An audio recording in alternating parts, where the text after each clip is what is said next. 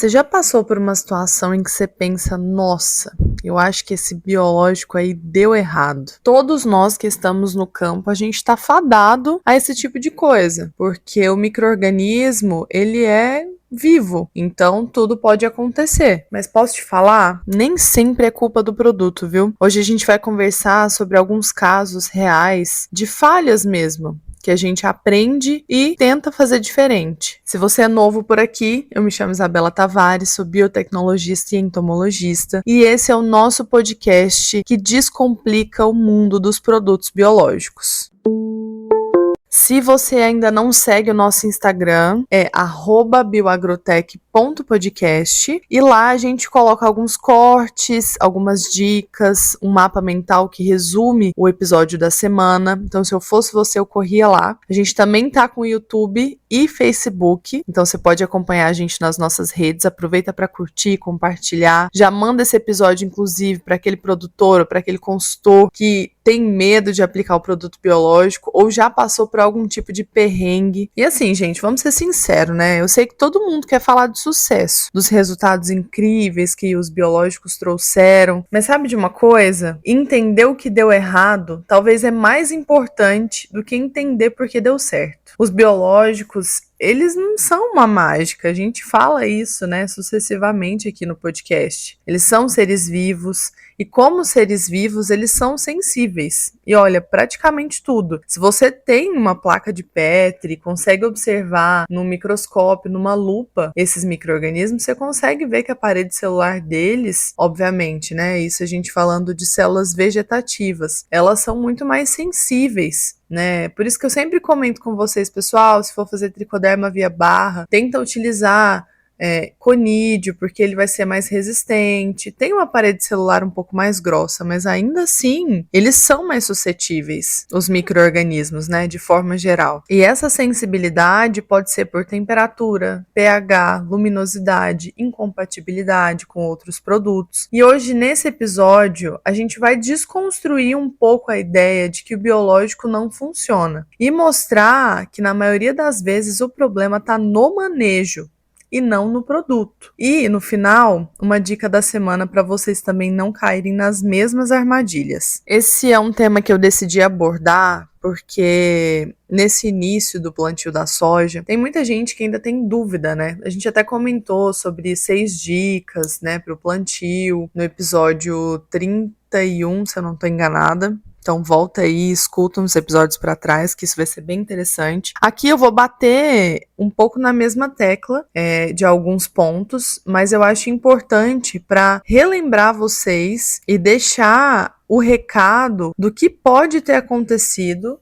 com aquele produto que ele deu errado. E assim, pessoal, não é só para biológico, né? A gente sabe que muito produto químico, ele é negligenciado em relação à aplicação. As pessoas aplicam de forma errônea. Então, a gente tem que tomar um cuidado geral, tá? E geralmente isso é para manejo. Então, o primeiro ponto é aquele que acontece nos bastidores, né? Vamos começar pelo que é mais comum e o que mais me dói, para ser bem sincera, que é o armazenamento errado. Eu preciso lembrar vocês que o biológico, ele não é um herbicida que a gente pode guardar no galpão e esquecer. Bradyrhizobium japônico, Trichoderma harzianum, Bacillus subtilis, todos esses micro-organismos, eles precisam de uma temperatura ideal. Consulta a bula, dá uma observada. Por exemplo, Bovéria e Metarrhizium, para eles durarem até 1 ano, isso eu tô falando da maioria das marcas, tá? Eles precisam estar congelados numa temperatura aí de menos 12 graus. Agora, em geladeira, que fica ali 2 graus, mais ou menos, ele dura 6 meses. Temperatura ambiente a 25 graus, ele dura 3 meses. Então, assim, é muito importante você observar, né, conversar com a empresa que você fez a compra para entender como você pode armazenar da melhor forma esse produto. Vou contar rapidamente um caso para vocês que já aconteceu comigo. Um produtor comprou Azospirillum brasilense, né, para aplicar ali no início da soja como coinoculante e guardou no depósito por muitos dias, assim, mais de 45 dias, e a temperatura ficou oscilando entre 25 e 40 graus. Qual que é o resultado? As plantas nodularam muito pouco. E as que nodularam não tinha aquele nódulo ativo, né? Que é pelo auxílio no molibdênio, que ele vai ficando com aquela coloração mais rosada, né? Então, é assim que a gente sabe que o nódulo tá ativo. Ele precisou fazer uma adubação nitrogenada de salvação,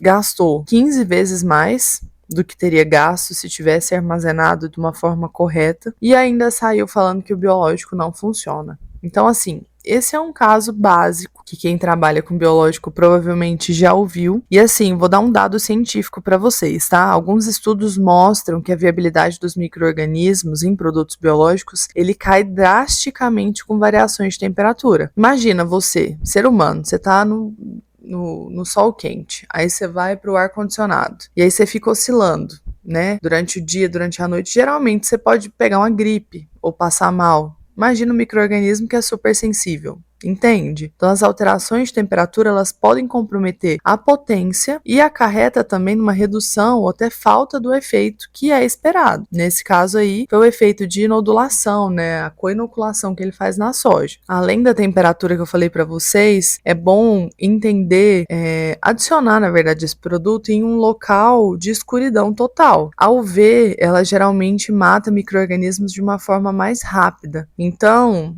a embalagem original geralmente vem fechada, né, escura ali, num ambiente mais seco, né, pouco úmido, porque a umidade excessiva também pode ativar esses esporos, esses conídeos antes da hora. Isso quando tem alguma abertura também, né? Porque geralmente vem bem lacrado o produto. Se for um produto comercial que é comprado, né? Isso a gente não tá falando de on-farm, que é feito na fazenda, que é totalmente diferente. Se vocês quiserem também que eu faça um episódio sobre on-farm, comenta aqui ou deixa lá no nosso Instagram também. E mesmo aqueles produtos que têm validade de 2 anos, que é via endósporo, né? Os bacilos que a gente já comentou em outros episódios, a gente tem que tomar cuidado, tem que ter um exame de consciência, né, pessoal? Você vai deixar, só porque falam que pode deixar em temperatura ambiente, você vai deixar a 40 graus? Então, assim, repense. Um segundo erro muito comum é incompatibilidade química com produtos. O problema da mistura, né? E principalmente descuidada. O segundo erro bem comum é essa incompatibilidade com outros produtos, porque nem tudo pode ser misturado. A Embrapa e outras universidades já publicaram várias tabelas de compatibilidade, mas muita gente ignora. E geralmente as empresas que vendem esses produtos têm tabelas de compatibilidade com os principais produtos de mercado. Então é só você pedir, checar e entender se você pode misturar ou não. É importante que esses produtos eles sejam compatíveis com os pesticidas mais comuns, né? Especialmente quando a gente vai usar em conjunto, né? Na mesma mistura de tanque. Um exemplo para vocês: Bovéria, Metarrhizium, em mistura com lambda-cialotrina, já vi casos de funcionarem no campo, tá? Mas em placa de Petri, em laboratório que a gente faz teste simulando o campo, a gente sabe que é incompatível, né? Então, assim, é importante, e isso, pessoal, eu tô falando de um produto específico, né? Não vou citar nomes aqui, para não fazer nenhum merchan, mas é importante vocês observarem isso, porque tem muita gente aplicando sem ter a mínima noção se pode fazer a mistura ou não. Eu trabalhei com um produto, um Bacillus subtilis e Bacillus aminoliquefaciens, que a gente podia misturar ele com grande parte dos produtos, porque ele era à base de endósporo, ou seja, aquela forma mais resistente, mas a gente não podia misturar com um fungicida muito conhecido do algodão, que ele é muito forte. Então, assim, isso é muito importante de se observar. E quantas vezes a gente já não chegou no tanque e viu aquele produto talhado, com mancozeb, por exemplo, junto com uma mistura ali com atrazina, ou, enfim, outros produtos químicos. E aí você adiciona um biológico ali, imagina, geralmente a gente tem que fazer a descontaminação desse tanque, a gente tem que tentar tirar o produto primeiro, né, dessa incompatibilidade física que acontece, mas é só pra vocês terem uma noção que realmente importa. Como é que a gente sabe que deu incompatibilidade? Forma grumo ou precipitado, mudança de cor drástica, a separação de fases, né, fica bifásico, óleo e água, a formação de espuma excessiva. Esse aí é um super sinal que muita gente ignora e continua aplicando. E o aquecimento da mistura. né? Tem algumas mudanças ali que acontecem e o tanque fica absolutamente quente. Então observe esses sinais. Se você observou, não mistura, porque o biológico geralmente ele vem por último. A gente precisa seguir aquela ordem de mistura, mas o biológico, por ser o mais sensível, em alguns casos ele vem por último. E não esquece também de ajustar o pH, né? A gente fala sobre isso, entre 5,5 e 7. Agitação suave e aplicação imediata depois do preparo. O terceiro erro, aplicar no momento errado. E isso eu costumo falar muito aqui no podcast. Eu já vi muita aplicação de Bradyrhizobium, por exemplo, ou tratando a semente 2 horas da tarde, 38 graus Celsius, 15% de umidade relativa. Eu sei que no campo a gente não trabalha com o perfeito, a gente trabalha com o que pode, mas é bom observar isso para a gente não jogar dinheiro fora também, né? Os micro-organismos, eles são seres vivos, eles são sensíveis. Ou seja, anota e deixa grudado no carro. Tratamento de semente com biológico sempre no dia do plantio. O ideal, não passar de 12 horas. E até 24 horas, mas isso se tiver condições controladas de armazenamento. E o quarto erro que eu quero trazer, existem outros erros, tá, pessoal? Mas até por questão do nosso tempo aqui no podcast e para não ficar tão cansativo para vocês, o quarto erro é um problema mais delicado, que são os produtos de má qualidade ou até alguns produtos fraudulentos aí do mercado. A gente sabe que existem várias empresas muito idôneas no biológico, mas como todo mercado, existem empresas que não são. E esse crescimento absurdo do setor de biológico, por exemplo, hoje a gente tem mais de 600 produtos registrados biológicos. Em 2014, eram só, se eu não estou enganada, 8 empresas. Agora nós somos mais de 30 empresas. Então, assim,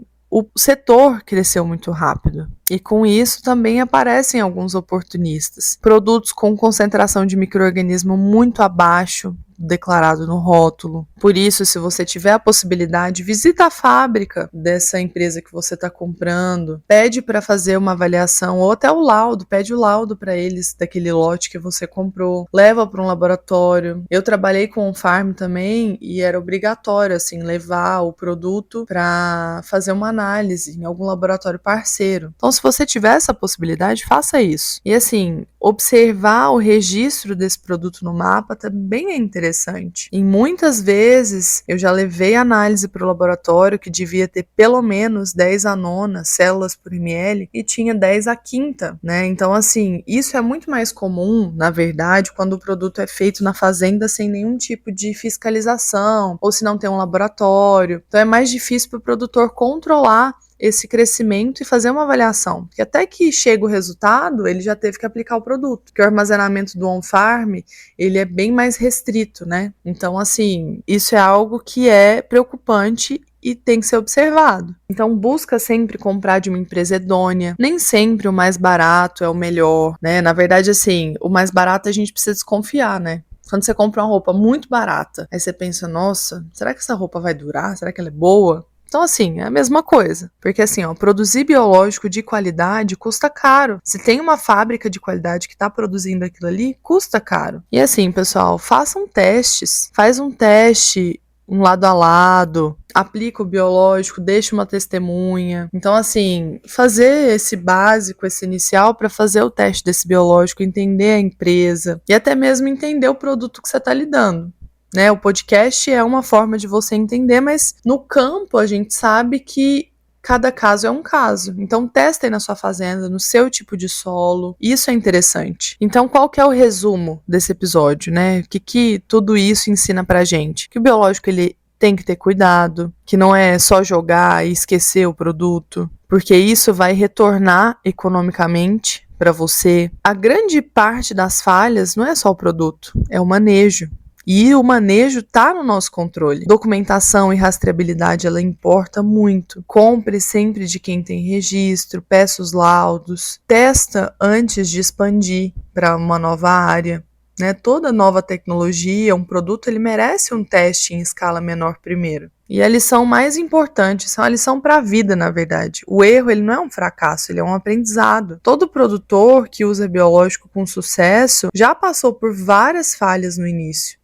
E não é por isso que ele deixou de tentar, de testar, porque o biológico tá aí e a gente tem que utilizar, só que obviamente de uma forma correta. Agora pega um caderno e uma caneta que a gente vai dar a dica da semana fazendo um checklist que vai evitar 90% dos erros. Então escreve aí, checklist pré-aplicação de biológicos. Primeiro, o produto está armazenado de forma correta, pelo menos ali na sua temperatura ambiente de 25 graus Celsius. Segundo, a data de validade está ok? Terceiro, o registro no mapa está conferido? Você já viu para que praga que está registrado esse produto? Quarto, o pH da água foi medido e foi ajustado de 5,5 a 7? Quinto, o teste de compatibilidade foi feito no copinho?